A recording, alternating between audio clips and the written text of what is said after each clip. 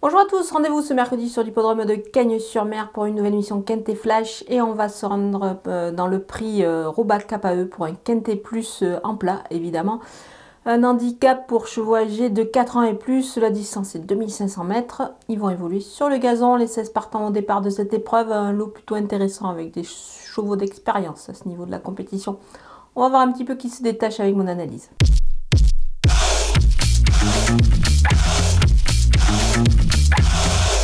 On attaque avec mes bases et le numéro 7, Vulz. Il a pris 4,5 kg sur sa récente victoire, mais il s'est vraiment baladé ce jour-là. Moi, je pense qu'il possède une grosse marge de progression. Pas de raison qu'il ne puisse pas répéter ici dans cette épreuve. Voilà, moi, je pense qu'il peut doubler la mise. Le numéro 1, Palus Argenteus, évidemment, on le connaît bien, ce cheval à ce niveau de la compétition. Il retrouve les handicaps avec une valeur beaucoup plus favorable que précédemment. Vraiment extra sur sa distance. Moi, je pense qu'il faut le retenir assez haut. Le numéro 16, One Point, je l'aime beaucoup, cette jument.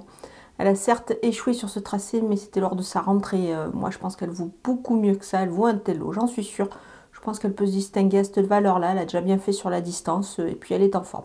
Les opposants avec le numéro 8, Concerto, certes mieux sur des distances plus réduites, il faut cependant s'en méfier.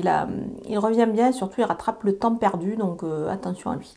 Le numéro 2, Degbou, il ne court pas si mal en dernier lieu. Il retrouve également les handicaps avec des ambitions légitimes à mon avis. Il faut s'en méfier. Le numéro 10, Olympic Dream, supplémenté pour l'occasion. Il revient également sur une distance plus conforme à ses aptitudes à mon avis. Il ne devrait pas taper loin dans ce lot qui me paraît dans ses cordes. Le numéro 5, Laos, il a beaucoup d'expérience dans les handicaps, ce cheval-là, évidemment, on le connaît bien. Christian Desmureaux étincelle, il devrait à mon avis se montrer à son avantage dans ce lot qui me paraît à sa portée. Donc attention à lui, certainement plus pour une place. Mon coup de poker, c'est le numéro 13, Manada. Elle vient de gagner à réclamer et vient de changer d'écurie également. Mais attention, elle n'a pas changé de jockey puisqu'elle est encore associée à Marie Velon avec qui elle s'entend plutôt bien. Je pense qu'elle pourrait surprendre dans ce lot, même si elle retrouve le gazon cette fois, la dernière fois c'était le sable. Je pense qu'elle est capable de surfer sur sa forme actuelle et elle peut pourquoi pas venir titiller les favoris dans cette épreuve. Les outsiders avec le numéro 11, Wukan, il a beaucoup de tenue, il devrait se plaire ici sur cette piste. Sa dernière sortie est plutôt intéressante. Le numéro 15, Coach Stars, se plaît sur ce parcours également. Il peut en profiter ici. En plus, le cheval affiche une forme plutôt intéressante en ce moment. Il enchaîne bien, donc on va s'en méfier. Le numéro 4, Sunfast, il a plus de références certes sur des distances un petit peu plus réduites, mais attention, sur ce qu'il a réalisé de mieux dans les handicaps, on va quand même le surveiller, il peut se glisser à l'arrivée pour une place.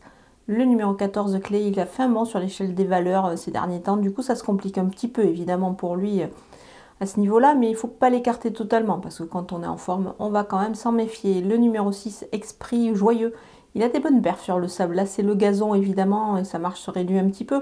C'est pour cette raison que je l'ai glissé plutôt en fin de combinaison.